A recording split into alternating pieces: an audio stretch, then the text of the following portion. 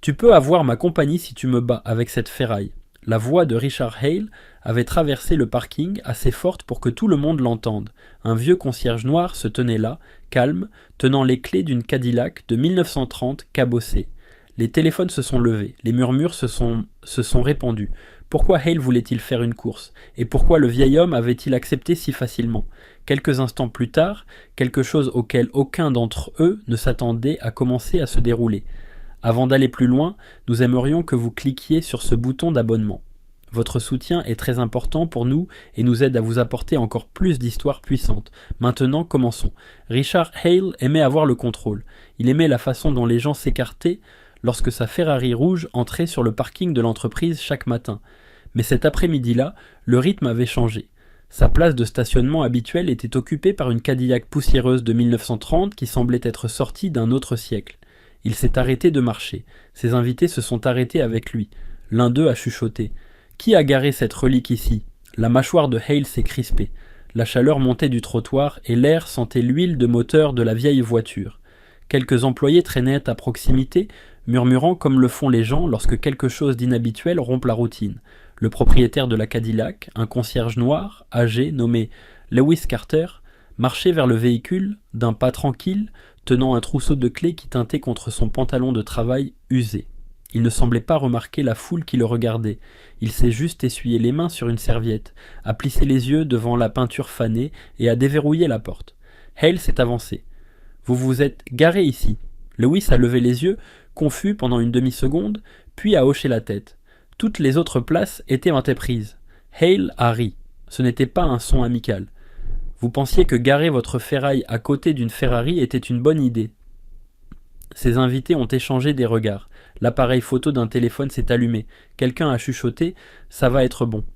Lewis n'a pas répondu. Il a juste ajusté ses lunettes et vérifié le rétroviseur de la Cadillac comme si rien d'anormal ne se passait. Ce calme a irrité Hale encore plus.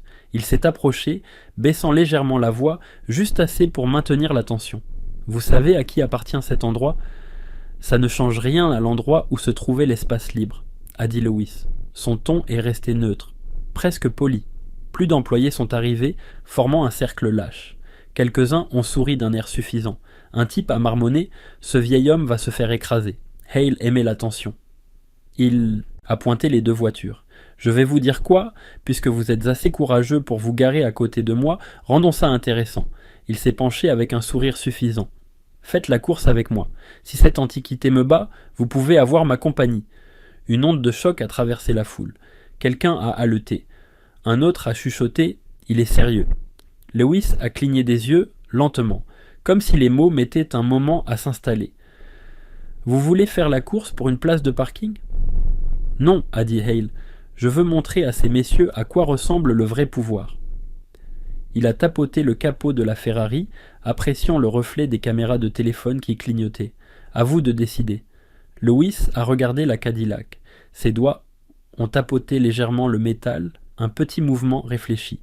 Puis il a regardé Hale. « Vous êtes sûr ?» La foule s'est penchée. Une brise a traversé le parking, transportant la faible odeur de caoutchouc et de poussière. Hale a hoché la tête, souriant. « Absolument. » Lewis a fait un petit haussement d'épaule. « D'accord. » Les murmures sont devenus plus forts. Les téléphones se sont inclinés plus haut. L'air a de nouveau changé. Le genre de silence qui précède une histoire que les gens raconteront plus tard. Et juste comme ça, la course dont tout le monde allait bientôt parler a commencé par un simple hochement de tête d'un homme qui n'a jamais élevé la voix. L'histoire s'est répandue dans le bâtiment plus vite que Hale ne l'avait prévu. Au moment où ils se sont déplacés à l'extrémité du parking, une traînée d'employés a suivi, chuchotant comme s'ils poursuivaient une rumeur qu'ils ne voulaient pas manquer. Quelqu'un a dit « Il a vraiment obligé le concierge à faire la course avec lui ». Un autre a répondu « Hale fait encore son numéro ». Quelques-uns ont ri sous leur souffle, mais le rire avait une pointe, comme s'ils attendaient qu'on noie quelque chose de désagréable. Lewis n'a pas parlé. Il a ouvert le capot de la Cadillac d'un mouvement lent et régulier, laissant la charnière grincer. Une faible odeur d'essence s'en est échappée. Il a tendu la main à l'intérieur, a serré une sangle, vérifié un tuyau, poussé un loquet desserré. Des mouvements simples, sans précipitation, sans nervosité. Sa respiration est restée régulière, comme s'il avait fait cela tous les jours pendant 40 ans. Hale s'est pavané autour de sa Ferrari, se délectant de l'attention. « Regardez ce chef-d'œuvre », a-t-il dit à ses investisseurs. 0 à 100 en 2 secondes et demie. Il a glissé sa main sur le capot, s'assurant qu'il capte le reflet de chaque caméra. La foule a murmuré, les téléphones pointés vers lui, comme s'il était sur scène. Lewis a essuyé une tache du rétroviseur de la Cadillac. « Je ne savais pas que nous avions besoin de tout ça pour une petite course con, a-t-il dit doucement. Un employé a reniflé. Papy se croit drôle. Hale a souri d'un air suffisant. Laissez-le parler. Il va bientôt manger la poussière. Il est monté dans la Ferrari et a fait vrombir le moteur. Le bruit a retenti sur l'asphalte, aigu et en colère. Les gens ont tressailli au bruit. Lewis n'a pas tressailli. Il a simplement fermé le capot de la Cadillac et s'est assis derrière le volant, ajustant le siège comme s'il s'installait pour une promenade de tous les jours. Il a tapoté le tableau de bord une fois avec 2 doigts, un minuscule geste que personne n'a compris. Un groupe de travailleurs s'est dirigé vers la ligne de départ, essayant d'organiser la scène. L'un d'eux a chuchoté « C'est fou, il fait la course avec un homme qui pourrait être son grand-père ». Un autre a ajouté « Hale va rendre ça viral ». Le soleil appuyait fort sur le béton, chauffant l'air autour d'eux. La sueur s'est accumulée sur le front des gens. La foule s'est pressée, formant un demi-cercle lâche derrière les voitures. Quelqu'un a marmonné « C'est fou comme le vieil homme est calme ». Hale a baissé sa fenêtre. « J'espère que ce truc peut au moins bouger », a-t-il lancé. Lewis ne l'a pas regardé. Il a juste resserré sa prise sur le volant et a expiré lentement, une fois. Une superviseure a levé la main. À mon signal, le grondement de la Ferrari a rempli le parking. Le moteur de la Cadillac a émis un bourdonnement doux et inégal en comparaison. Un son qui a fait rire quelques personnes. Lewis a gardé son regard en avant. 3, 2, 1, partez. Hale a filé en avant, les pneus crissant, la voiture bondissant, comme si elle voulait le feu des projecteurs autant que lui. La foule a applaudi alors qu'il disparaissait le long du chemin droit. Lewis a démarré tranquillement. Pas d'à-coups, pas de drame, juste un roulement régulier qui correspondait au rythme de son rythme cardiaque. Les gens ont ri. Il n'essaie même pas. Une autre voix a dit « Mon Dieu, ça va être embarrassant ». Mais Lewis n'avait pas l'air embarrassé, il avait l'air concentré. Et pour une raison quelconque, ce calme concentré a fait que quelques personnes ont arrêté de rire. La Ferrari de Hale a volé le long de la longue ligne droite, ses moteurs hurlant à travers l'espace ouvert. La foule a couru après les 2 voitures à distance, les téléphones levés, capturant chaque seconde. Les gens plaisantaient, criaient et se disputaient sur la rapidité avec laquelle Hale gagnerait. Personne ne remettait en question le résultat. À mi-chemin du parcours, le son de la Ferrari a changé. Un pétillement aigu a coupé le rugissement. Hale a froncé les sourcils et a appuyé à nouveau sur l'accélérateur. La pédale a offert une résistance. Un voyant d'avertissement a clignoté sur le tableau de bord. Un autre voyant a suivi, puis un autre. Le moteur a toussé fort, secouant le châssis. Hale a marmonné. « Pas maintenant ». Il a tapoté le volant, un tic nerveux qu'il n'a pas remarqué. La chaleur rayonnait du compartiment moteur, remplissant l'habitacle d'une faible odeur métallique. Il a essayé une dernière poussée. La Ferrari a fait un bond en avant, a tremblé, puis est morte au milieu de la voie. Le silence l'a englouti. Les caméras étaient encore loin derrière, mais il savait que quelqu'un allait les rattraper bientôt. La sueur s'est accumulée sur son front et sa respiration est devenue difficile. Il a ouvert la porte, est sorti sur le trottoir et a regardé la machine calée, comme si elle l'avait trahi exprès. Derrière lui, le doux bourdonnement de la Cadillac est devenu plus fort. Pas rapide, pas dramatique, juste régulier, comme un battement de cœur. Les gens qui couraient à côté des voitures ont ralenti, observant avec confusion. L'un a chuchoté « La Ferrari est en panne », un autre a dit « Pas possible ». Pas possible que ça vienne d'arriver. La Cadillac de Lewis s'est rapprochée, sa vieille carrosserie cliquetant légèrement à chaque bosse. Le soleil scintillait sur la garniture chromée fanée. Il a ralenti en arrivant à la Ferrari de Hale. Il s'est penché par la fenêtre, la voix basse et régulière. « Besoin d'un coup de pouce ?» Le visage de Hale s'est vidé. « Vous ne pouvez pas être sérieux. » Lewis a tendu la main et a déverrouillé la porte passager. Un doux clic a résonné plus fort que la foule derrière eux. La course n'est pas terminée. Vous voulez finir ou pas ? Les travailleurs les ont rattrapés, se rassemblant autour de la Ferrari avec de grands yeux. Quelqu'un a haleté. Il est vraiment tombé en panne. Un autre a ri sous son souffle, mais le rire semblait nerveux, pas méchant. Hale a hésité. Des caméras pointaient droit sur lui. Des investisseurs le regardaient, stupéfaits. Chaque seconde où il restait là rendait l'humiliation plus lourde. Il a dégluti et est monté dans la Cadillac sans un mot, s'installant dans le siège en cuir craquelé. La Cadillac a redémarré, lente, fiable, le genre de rythme que personne n'avait respecté il y a 5 minutes. Les spectateurs se sont écartés, observant l'étrange scène. Le millionnaire arrogant assis sur le siège passager de la voiture amochée qu'il avait tournée en ridicule. Les gens chuchotaient en filmant « C'est insensé ». Une autre voix a dit « Il roule avec lui, c'est dingue ». La Cadillac a continué d'avancer vers la ligne d'arrivée, son moteur bourdonnant comme un rappel silencieux que tout ce qui était puissant ne rugissait pas. Lewis n'a pas souri, il n'a pas jubilé, il n'a même pas regardé Hale, il a juste conduit, régulier, contrôlé, concentré. Et dans cet étrange calme, Hale a réalisé quelque chose de troublant. Pour la première fois de l'après-midi, il n'était pas aux commandes, la Cadillac a franchi la ligne d'arrivée sans aucune hâte.